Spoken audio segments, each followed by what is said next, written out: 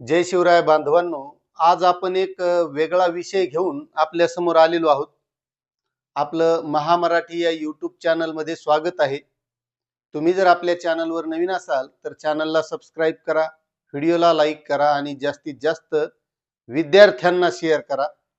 कारण ज्यांना नोकरीची गरज आहे, शिक्षण झालेलं आहे, नोकरी लागत नाही आणि आजकाल नोकरीचं प्रमाण हे खूप कमी झालेलं आहे.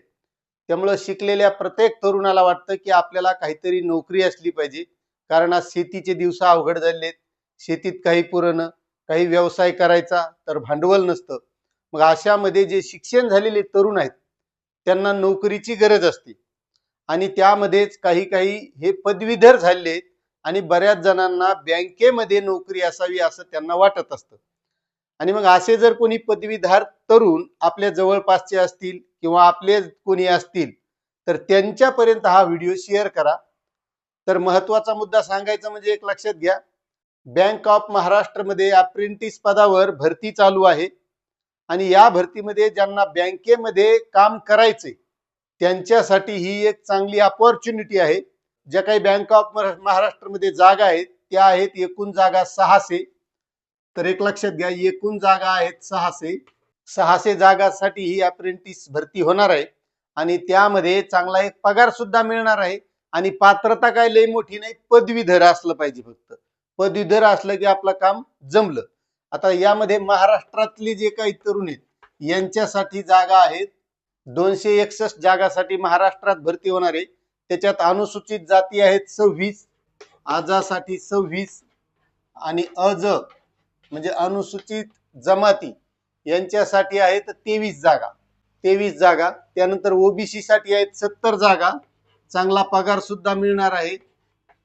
त्यामुळे ही एक अपॉर्च्युनिटी चांगली आहे आणि याची आपण सविस्तर माहिती किती तारखेपर्यंत अर्ज भरायचे, अर्जाची जी काही वेबसाईट आहे ती सगळी माहिती सांगणारच आहोत. आता यामध्ये ईडब्ल्यूएस साठी आहेत 26 जागा आणि खुला प्रवर्ग म्हणजे सर्वसाधारणसाठी आहेत 116 जागा. तर अशी ही जागांची वाटप होणार आहे आणि या जागेवरल्या बेरोजगार तरुणांना यामध्ये पदवीधर असलेल्यांना घेतल्या जाणार आहे. आणि यामध्ये अपंगासाठी 10% जागा ह्या राखीव राहणार.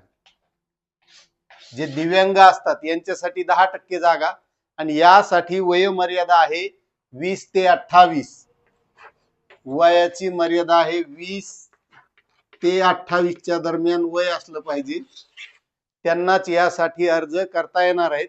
आणि पात्रता तर पदवीधर आहे आणि जवळपास कोणीही म्हणलं तर पदवीधर आहेत आणि पदवीधरला एरही दुसऱ्या काय कोणत्या नोकऱ्या लागत नाहीत.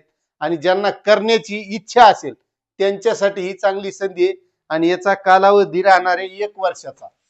यांना घेणार आहेत 1 वर्ष. 1 वर्षाच्या नंतर त्यांना पुन्हा दुसऱ्या बँकेमध्ये सुद्धा जॉब मिळू शकतो. त्याचा कालावधी हे 1 वर्ष.